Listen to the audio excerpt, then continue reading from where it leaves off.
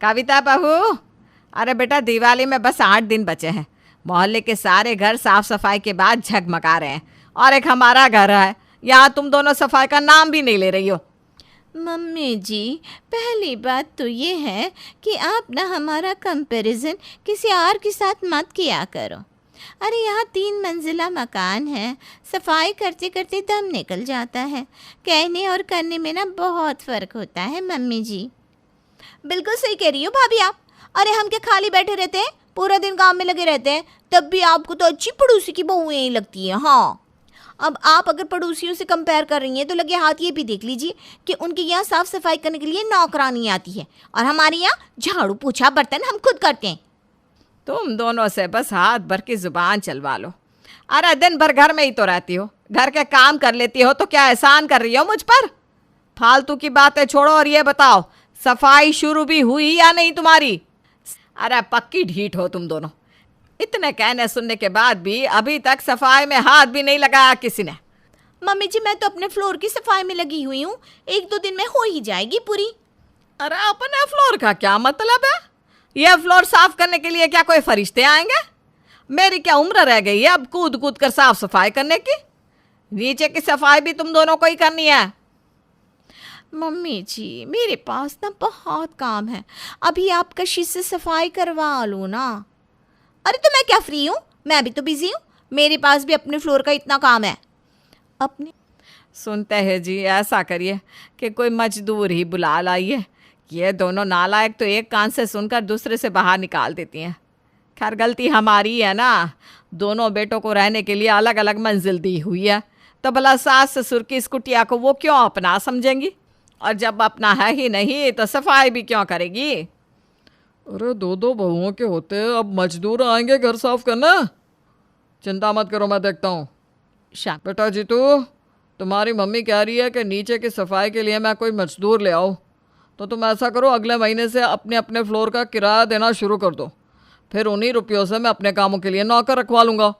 पिता अरे पापा, आप चिंता मत करिए, मैं कविता को बोलकर नीचे की साफ सफाई करवा दूंगा। आप नौकर को क्यों बुलाएंगे? पिछले ये अच्छा मौका है, मैं सफाई करने का जिम्मा ले लेती हूँ, इसी बहाने सारी वाहवाही मेरी हो जाएगी। भाऊजी, मैं तो खुद ही आज से सफाई शुरू करने वाली थी, आप ना चिंता ना कीजिए, मैं सब कुछ एकदम चकाचक कर दूंगी। अगली मम्मी देखो ना, ये सब फ्लावर पॉट कितने बोरिंग लग रहे हैं, पता नहीं किस ज़माने का सामान है हमारे घर में। ये टेबल देखो, आजकल कौन ऐसा फर्नीचर और डेकोरेशन यूज़ करता है। मैं तो बोर हो गई ये सब देखते देखते। बेटा बोर तो मैं भी हो गई हूँ, लेकिन तुम्हारे पापा तब तक नया नहीं दिलाने वाले जब तक पुराना घर से गायब ना हो जाए। और ये सब सामान तो इतनी आसानी से टूटने से रहा। बेटी क्यों न मैं यहाँ का पुराना सामान ले जाकर मम्मी जी के हाल में सजा दूँ और अभी से कहकर नया सामान मंगवा लूँ। सबके सामने मेरी वाहवाही भी हो जाएगी कि मैंने अपने कमरे का सामान निकालकर नीचे हाल में सजाया, और मुझे इन पुराने खटारा सामानों से छुट्टी भी मिल जाएगी। उसी दिन अगले दिन अभी देखिए ना, नीचे मम्मी जी के हॉल की टेबल कितनी पुराने ज़माने की थी, मैंने उसे हटाकर ना अपनी टेबल नीचे हॉल में रख दी है। अब कोई भी मेहमान आता है तो पहले वहीं तो आकर बैठता है, अच्छा थोड़ी ना लगता है वहाँ पर ऐसा पुराना और टूटा फूटा सामान रखा हुआ हो। ये तो तुमने बहुत अच्छा किया, लेकिन हमारे रूम की टेबल नीचे चली गई तो अब हमारा काम कैसे चलेगा? अरे दिवाली का समय चल रहा है, इस टाइम ना काफ़ी अच्छे अच्छे ऑफर आते हैं, हम कोई सस्ती सी टेबल ले लेंगे अपने रूम के लिए। अपने कमरे का ये कशिश तो बड़ी डेढ़ शानी निकली। वैसे तो अपना सामान तो क्या, सामान की खुशबू भी किसी को ना दे, लेकिन अब देखो कैसे भलाई के लिए उसने अपना पुराना घिसा पिटा सामान यहाँ लाकर पटक दिया और अपने भोले भंडारी पति से नया सामान ले लिया। अगर ये कशिश ऐसा कर सकती है तो मैं क्यों नहीं? मैं भी अपने रूम का पुराना सामान लाकर यहाँ रख देती हूँ और अपने लिए बढ़िया और नया सामान खरीद लेती हूँ। देवरानी, मम्मी जी मैं सोच रही थी कि आखिर कब तक आप लोग इस तख्त पर सोते रहेंगे। अब ज़माना ना बदल रहा है, आप भी अपने रहन सहन में बदलाव लाओ। ये देखो आपके कमरे में मैंने अपना वाला बेड रखवा दिया है, अब से ना आप लोग इस बेड पर ही सोइएगा। अरे वाह कविता, ये तो तुमने बहुत अच्छा काम किया। माँ बाबूजी के लिए बेड की व्यवस्था करके तुमने तो मेरा दिल ही जीत लिया। लेकिन अब हम लोग कैसे सोएंगे? अरे आप चिंता क्यों करते हैं जी, चलिए हम अपने कमरे के लिए कोई सस्ता सा नया बेड खरीद लेते हैं। हमारा क्या है, हम तो कैसे भी बेड पर सो सकते हैं, लेकिन माँ बाबू जी को ऐसे रखना मुझे अच्छा नहीं लगता। ना ना ना ना। बात तो तुम्हारी सही है, चलो ठीक है, शाम को चलकर अपने लिए बेड पसंद कर लेना। देवरानी कशिश की तरह कविता भी अपने रूम के लिए नया कारपेट बेड और 55 इंच का टीवी खरीद लाती है। अपने कमरे में चमचमाते नए सामान को देखकर कविता की तो मुस्कुराहट बंद नहीं हो रही थी। दीपावली से एक दिन पहले, देख लो कशिश, मैं तुम्हारी तरह नहीं कि अपने कमरे के टूटे गुलदस्ते यहाँ लाकर लगा दूँ। माँ बाबू जी के लिए मैंने अपने दहेज में आया हुआ बेड, टीवी, कारपेट सब का मोह छोड़कर उन्हें नीचे लाकर सजा दिया है। देखो तो कैसे घर का नक्शा ही बदल गया, सब मेरी बदौलत। अरे मैं खूब समझती हूँ जीजी, मेरा मुंह ना खुलवाओ तो अच्छा होगा। सफाई करने से तो आप ऐसे पीछा छुड़ा रही थी जिससे आपको नीचे से कोई मतलब ही ना हो। फिर अचानक इतना प्यार कैसे उमड़ आया कि अपना सारा सामान यहाँ लाकर पटक दिया। देवशिष, ये क्या तरीका है बात करने का? कविता ने माँ बाबू जी के लिए इतना सोचा, ये क्या कम है? तुम्हें भी कविता से सीखना चाहिए, उल्टा तुम बहस कर रही हो।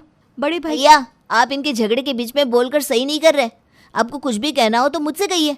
इस तरह आप दोनों का मेरी पत्नी को डराना धमकाना मुझे बिल्कुल पसंद नहीं है। अरे हम छोटे हैं तो क्या सबसे दबकर रहेंगे? अरे बस भी करो तुम चारों, हम कुछ बोल नहीं रहे, इसका मतलब यह नहीं कि हम गूंगे हैं। और तुम्हारी चालाकियां नजरअंदाज करते हैं तो यह मत समझना कि हमें कुछ दिखाई नहीं देता। मैं खूब समझता हूँ इस घर में क्या और क्यों हो रहा है।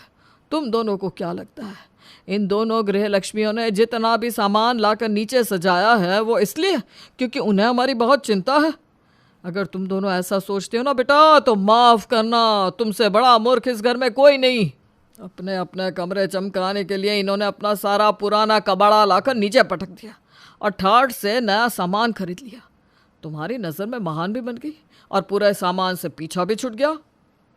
तुम दोनों ने तो अपनी पत्नियों के नाम की पट्टी आंखों पर बांध रखी है। तुम्हें वही दिखाई देता है जो ये दिखाती है। अगर हमारी इतनी ही चिंता थी तो नया बेड हमारे लिए मंगवाना चाहिए था।